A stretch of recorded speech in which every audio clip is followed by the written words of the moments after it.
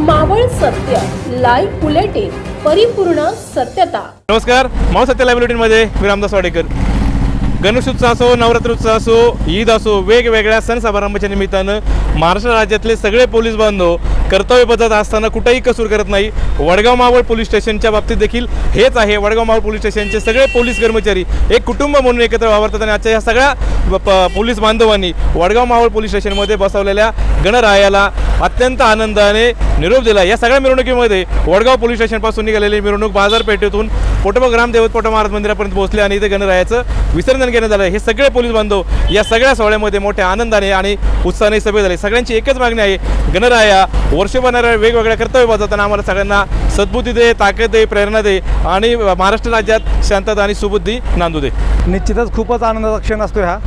जवळपास प्रत्येकाचंच लहानपणापासून गणपती याची वेगवेगळी विशिष्ट नातं असते आणि आपण जर बघितलं मुंबईवरून कोकणमध्ये वगैरे असे काही भाग आहेत की त्या ठिकाणी माणूस कितीही मोठा असला आणि कितीही बिझी असला तरी 2 दिवस टिकून तो गावात जातच असतो।